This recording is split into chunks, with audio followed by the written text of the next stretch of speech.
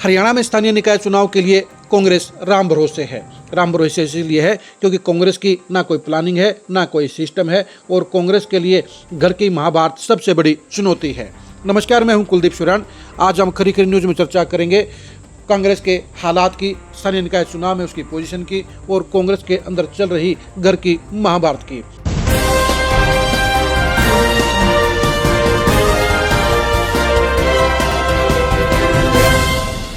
कांग्रेस के लिए स्थानीय निकाय चुनाव में इस बार पहले की तरह ही मुश्किल के हालात हैं, लेकिन जीत के लिए नामुमकिन वाली बात नहीं है। और अगर कांग्रेस सही तरीके से आगे बढ़े तो पंचकुला और सोनीपत में बड़ी परफॉर्मेंस दे सकती है, वो चुनाव जीत सकती है। लेकिन दिक्कत इस बात की है कि हरियाणा कांग्रेस के नेता ही नहीं चाहते कि कांग्रेस जीते। कांग्रेस के नेताओं के अंदर आपस में 36 का आंकड़ा है। कांग्रेस के नेताओं के अंदर बड़ी गुटबाजी है और यही वजह है कि कांग्रेस के तमाम नेता पार्टी की जीत के लिए ना तो गंभीर हैं और ना ही एकजुट हैं। कांग्रेस के लिए इन चुनाव की अहमियत ज़्यादा नज़र आती है, लेकिन नेताओं में जीत के लिए भूख नहीं है, जीत के लिए चिंता नहीं है। और यही वजह है कि कांग्रेस के लिए अनुकूल माहौल होने के बावजूद भी जीत की गारंटी नहीं की जा सकती, क्योंकि कांग्रेस के बड़े नेताओं की आपस में ट्यूनिंग खराब है। और यही वजह है कि प्रत्याशियों के सिलेक्शन में कांग्रेस मात खा सकती है। कांग्रेस के अंदर मेरिट का सवाल सबसे अहम होना चाहिए, लेकिन दिक्कत इस बात की है कि कांग्रेस के अंदर मेरिट के बजाय सिफारसी प्रत्याशियों का ऐलान हो जाता है, पैराशूट से प्रत्याशी आ जाते हैं और यही वजह है कि कांग्रेस जीती हुई बाजी भी हार जाती है। विधानसभा चुनाव में 2024 में आपने देखा होगा कि माहौल कांग्रेस की जीत का 65 से 70 सीटों पर था, लेकिन कांग्रेस 37 सीटों पर सिमट गई। और इसकी वजह यही थी कि कांग्रेस ने मेरिट के आधार पर प्रत्याशियों का सिलेक्शन नहीं किया। कांग्रेस ने सीटिंग गेटिंग के फार्मूले के ऊपर वर्किंग की और यही वजह रही कि कांग्रेस चुनाव हार गई और बीजेपी सत्ता की हैट्रिक लगा गई। स्थानीय निकाय चुनाव में भी कांग्रेस तीनों ही नगर निगम चुनाव के ऊपर फोकस कर रही है।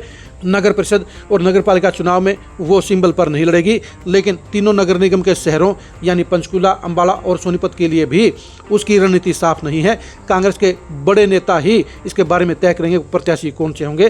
कांग्रेस ने ना तो कोई सर्वे किया है, कांग्रेस ने एप्लीकेशन जरूर मंगाई है, लेकिन इन एप्लीकेशनों में भी क्या मेरिट के आधार पर सिलेक्शन होगा, क्या सिफारसी प्रत्याशी नहीं आएंगे, क्या पैराशूट से प्रत्याशी नहीं आएंगे, यही सवाल अभी से सामने खड़े हुए नजर आ रहे हैं। अगर कांग्रेस ने मेरिट के आधार के ऊपर टिकटें देने का काम किया, अगर कांग्रेस के सभी नेताओं ने मिलकर पार्टी के लिए मेहनत करने का काम किया, कांग्रेस ने अगर सबसे मजबूत प्रत्याशियों को चुनाव मैदान में उतारा, तो फिर वो पंचकुला और सोनीपत में बड़ा उलटफेर कर सकती है। अब देखने की बात यही रहेगी कि कांग्रेस के नेता क्या पार्टी के लिए काम करेंगे, कांग्रेस के नेता क्या आपस के मनमुटाव को मिटाकर पार्टी की जीत के लिए एकजुट होकर काम करेंगे, क्या कांग्रेस के नेता दूसरे नेताओं को काटने के लिए कमजोर प्रत्याशियों का ऐलान नहीं करवाएंगे।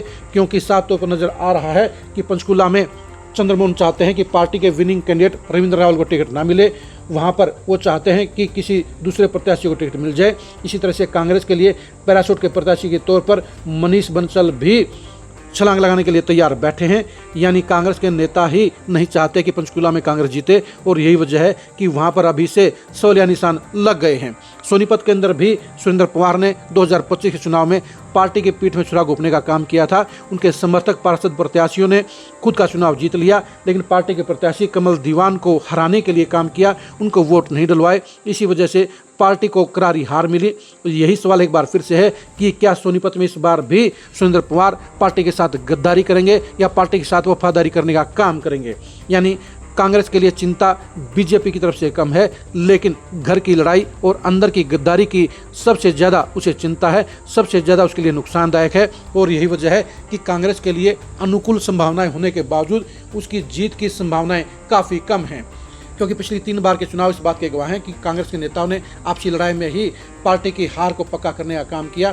कांग्रेस के नेता नहीं चाहते कि दूसरे नेता मजबूत हों और यही वजह है कि दूसरों को काटने के चक्कर में हरियाणा के अंदर कांग्रेस के नेताओं ने अपनी पार्टी का बंटाधार कर दिया है।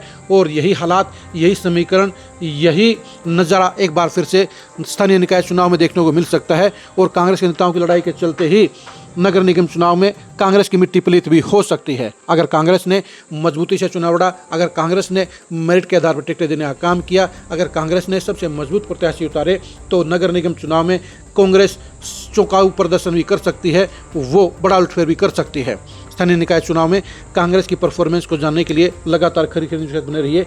कांग्रेस के चुनावी संभावनाओं को जानने के लिए आप लगातार खरी खरी न्यूज़ के साथ बने रहिए। आप हमारे फेसबुक पेज को फॉलो कीजिए, आप हमारे यूट्यूब चैनल को सब्सक्राइब कीजिए। नमस्कार।